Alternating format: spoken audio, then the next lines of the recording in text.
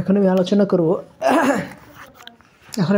করব রবীন্দ্রনাথের খ্যাতির বিড়ম্বনা এবং সোনার হরিণ চাই। তো খ্যাতির বিড়ম্বনা হলো এমন একটা গল্প রবীন্দ্রনাথের, যেখানে একজন মানুষ বিখ্যাত হয়ে বিপদে পড়ে গেছে। মানে তাকে বিখ্যাত করে দেয় একজন, সে বিখ্যাত করে দেয় এমনভাবে যে সে অমুক টাকা এত টাকা পয়সা দান করেছেন, তাহলে অনেকেই এসে তার কাছে টাকা পয়সা দান চাইতে আসে। তার মধ্যে একজন তার ছোটোবেলার বন্ধু আসে, কিন্তু সে বিরক্ত হয়ে চলে যায়।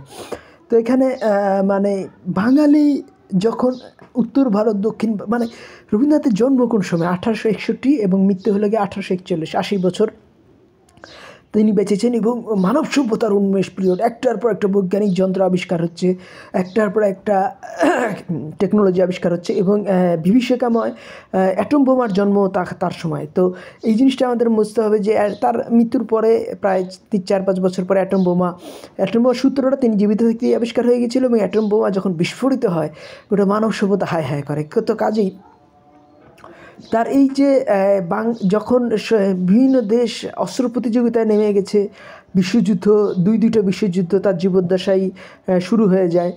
প্রথম বিশ্বযুদ্ধ তার জীবদ্দশায় শেষ হয়, এবং দ্বিতীয় বিশ্বযুদ্ধ তার মৃত্যুর প্রায় 3-4 বছর পরে, 5-6 বছর পরে শেষ হয়। তাহলে এই যে রবীন্দ্রনাথ যে মানে চাহাত বা একটা চাওয়া পাওয়ার বিরুদ্ধে যে তার গান, যে একটা গান হলো গিয়ে সোনার হরিণ চাই, আমার সোনার হরিণ চাই, সোনার হরিণ চপল তনু। তো এই যে মানে ব্রিটিশ সাম্রাজ্যকে টিকিয়ে রাখার জন্য যা যা করার দরকার সেগুলো তিনি করেছেন।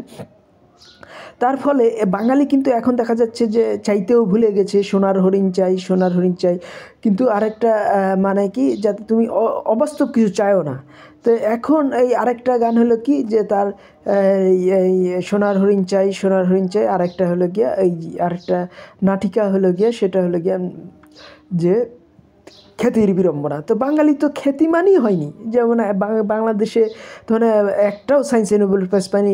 উইলিয়াম রনজেন দিয়ে যে সায়েন্সের শুরু হয়, সায়েন্সে নোবেল প্রাইজ বা এক্সরে, সেই রকম এক্সরে বা বড় বড় আবিষ্কারে কিন্তু বাঙালি সেই চাহিদাটাই তৈরি হয়নি। বঙ্কিমের সময় কিছুটা তৈরি হয়েছিল, কিন্তু সেটা বর্ণবাদী শুধু ব্রাহ্মণদের মধ্যেই ছিল, আপামর বাংলাদেশিদের মধ্যে সে চাহাতটা তৈরি হয়নি। কিন্তু এই যে বঙ্কিম রবীন্দ্রনাথের ফেইলিওর, সেইটা আমাদের এখন বুঝতে হবে। এই জন্যই আমি এই দুইটার একটা হলো গিয়া খ্যাতির বিড়ম্বনা, আর একটা হলো গিয়া সোনার হরিণ চাই, আমার সোনার হরিণ চাই, এই গানগুলা কী করতেছে, বাঙালি মুসলমানদেরকে, বাঙালি হিন্দুদেরকে চাওয়া পাওয়া থেকে বিরত রাখতেছে। ফলে ঢাকা বা কলকাতা একটাও সায়েন্স নোবেল নাই, তারা মনে করতেছে যে সব কিছুই অবাস্তব। আর কিন্তু উত্তর ভারত ইকবাল কী বলছেন, যে হিন্দুস্তান ভালো নেই সমঝোগে মিট যাওগে, দাস্তান ভি নেই হোগা দাস্তান হবে।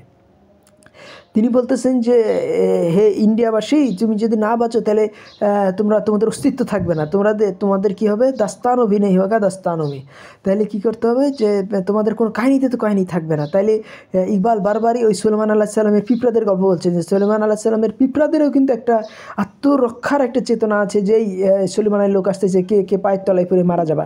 তাহলে এই যে মানে নিজের আত্মরক্ষা করার জন্য ওস্টে যে বিজ্ঞানের বিকাশ, সেই বিকাশ থেকে নিজেদেরকে টিকে রাখার জন্য ইকবাল বারবারই বলতেছেন কী করতে হবে, তোমাদেরকে বিজ্ঞান শিখতে হবে, তোমাদের কী করতে হবে, যে এই মানে তুমি ওকাব পাখির মতো বিশাল হও, তুমি পিঁপড়া হও না। ইকবালের বারবারই কথা হলো এগুলো। এবং ইকবাল আরও বলতেছেন যে তুমি নাম কি বলে, ওই নিটশের ওই দর্শন তিনি নিয়ে আসতেছেন। নিটশের বলতেছেন যে হুসেন সভ্যতা কি পাকা ফলের মতো ইহুদিদের কোলে এসে পড়বে। তিনি বলতেছেন না, তাহলে মুসলমানদের কোলে এসে পড়া উচিত। মুসলমানদেরকে তিনি বলতেছেন সাবাকলে তুসিদা সাদাকাত কা আদালত কা সুজাত কা লিয়া জায়গা কাম তুছে জামানাতি ইমামত কা।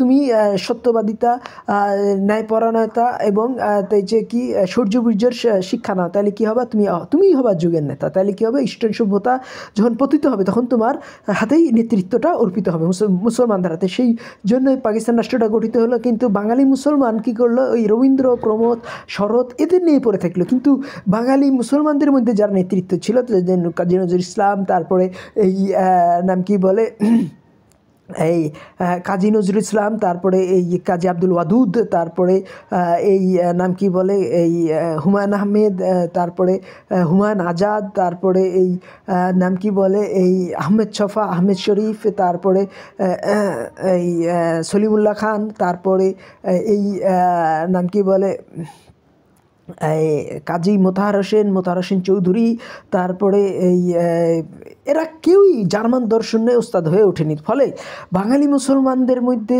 যে উত্তর ভারতের মুসলমানদের মধ্যে যে চেতনা, সেইটা কিন্তু বিকাশ হয়নি। ফলে উত্তর ভারতে হিন্দু মুসলমান সবাই নোবেল প্রাইজ পেয়েছে, যেমন এই বা নোবেল প্রাইজ নিয়ে গবেষণা করেছে। নোবেল প্রাইজেও ডিস্টরশন আছে, বিকৃতি আছে, কিন্তু উত্তর ভারতে মুসলমানরা কোনো অংশে হিন্দুদের থেকে নিচে না। ফলে সেলিম খান, জাভেদ আখতারের মতো যারা ভারতে, সেলিম খান জাভেদ আখতারের চেয়ে বড় এই মুভি স্ক্রিপ্ট রাইটার বা ডাইরেক্টরও আসে নাই, কিন্তু তারা কি করেছে ভারতে এই মুভিগুলো, যেন কেউ জাঞ্জির, দেওয়ার, শোলে, এইরকম মুভিগুলোও তারা করেছে, জোশিলে মুভি করেছে। এইগুলো রাইটার ছিলেন সেলিম খান বা জাভেদ আখতার। তো এইগুলো আমরা যদি মানে উত্তর ভারতে যেমন এই ইরা নোবেল প্রাইজ পেয়েছে হলো গিয়া আব্দুল সালাম, তারপরে এই নাম কি বলে হরগোবিন্দ খোরানা, সিভি রমন, তারপরে শিবরঞ্জন চন্দ্রশেখর। তাহলে বাঙালি মুসলমানও কিন্তু হবে কি, যদি আমরা এই ইকবালের ওই যেমন ইকবালের সাথে রবীন্দ্রনাথের দ্বন্দ্ব, এটা নিয়ে কিন্তু একটা ভিডিও পাবেন না সেভাবে, আমার কিছু ভিডিও ছাড়া, সেগুলো ছাড়া সেখানে কিন্তু ইকবাল আর কিন্তু মুখোমুখি অবস্থানে চলে গিয়েছিলেন দার্শনিকভাবে, ইকবাল এবং রবীন্দ্রনাথ। রবীন্দ্রনাথ যখন 1935 সালের 14ই ফেব্রুয়ারি ইকবালের বাসায় যান, ইকবাল তাকে দেখা পর্যন্ত দেননি, এতটাই ঘৃণা করতেন রবীন্দ্রনাথকে ইকবাল। তো ইকবালের যে এই নাম কি বলে পাকিস্তান প্রস্তাব 16 পৃষ্ঠার ইংলিশে, সেটা কিন্তু 1930 সালে পাবলিশ হয়। তারপরে 11 বছর বেঁচে ছিলেন রবীন্দ্রনাথ ঠাকুর, এবং তার এই ব্রেইনও কিন্তু ওই সময় প্রচণ্ড অ্যাক্টিভ ছিল। কিন্তু যেমন কালান্তর, তিনি এগুলো কালান্তরের যে এইগুলো 1932, 1935 সালে, 1926 সালেও লেখা এই কালান্তরের প্রবন্ধগুলো, সেখানে দেখা যায় রবীন্দ্রনাথের ব্রেন প্রচণ্ড অ্যাক্টিভ, কিন্তু ইকবালের ওই পাকিস্তান প্রস্তাবকে সমালোচনা করার সাহস পাননি রবীন্দ্রনাথ। কিন্তু রবীন্দ্রনাথ এই গানগুলো কী লিখলেন, একটা হলো গিয়া এই সোনার হরিণ চাই, সোনার হরিণ চাই, মানে তুমি সোনার হরিণ চাও না। আর একটা কি মানে এই রবীন্দ্রনাথের আরেকটা হলো গিয়ে খ্যাতির বিড়ম্বনা। আরে বাঙালি তো একটা, আমরা উইলিয়াম রন্টজেন আমরা তৈরি করতে পারিনি, মানে 1901 সালে যিনি এই জার্মান যে বিজ্ঞানী নোবেল প্রাইজ পেল, সেই মানের একজন বিজ্ঞানী পদার্থবিদ আমরা কিন্তু পাইনি, উইলিয়াম রন্টজেনের মতো, যিনি করেছিলেন ওই যে নাম কী বলে এক্স রে আবিষ্কার করেছিলেন। তাহলে বাঙালি মুসলমানের মধ্যেও আমরা সিভি রমন আশা করছি। তাহলে কী হবে, জার্মান দর্শনটা, জার্মানি যে বিজ্ঞানের টপ, সাহিত্য টপ, এটা তো সবাই জানে। কাজেই জার্মান দর্শনটা আমাদেরকে নিয়ে আসতে হবে, যেটা বাঙালি মুসলমান কেউ নিয়ে আসেনি, বাঙালি হিন্দুরাও নিয়ে আসেনি। বাঙালি হিন্দুরা পড়েছিলেন, রবীন্দ্রনাথ পড়েছিলেন, প্রমোদ চৌধুরী পড়েছিলেন, এবং পড়েছিলেন, এর নাম কি এই প্রমোদ চৌধুরী, তারপরে শরৎচন্দ্র চট্টোপাধ্যায়, বঙ্কিমচন্দ্র চট্টোপাধ্যায়। কিন্তু বাঙালি মুসলমানের মধ্যে যখন বাঙালি মুসলমান যখন ওই জার্মান দর্শন পড়বেন, তখন কী হবে, বাঙালি মুসলমানরা তখন উত্তর ভারতের গালিবকে বুঝবে, রবীন্দ্রনাথকে এই ইকবালকে বুঝবে, তারপর নজরুল সুলতানপুরি, শাহির লুধিয়ানভি, তারপরে এদেরকে বুঝতে পারবে, তার সঙ্গে গুলজার, জাভেদ আখতার, এদেরকে বুঝতে পারবে। তখন বাঙালি মুসলমানও সায়েন্সে নোবেল প্রাইজ পাবে। তখন কি বাঙালি মুসলমানও 200 কোটি বাজেটে মুভি করবে। আমার কথাগুলি ভালো লাগে আমার চ্যানেল সাবস্ক্রাইব করুন এবং লাইক বাটন ক্লিক করুন। ধন্যবাদ।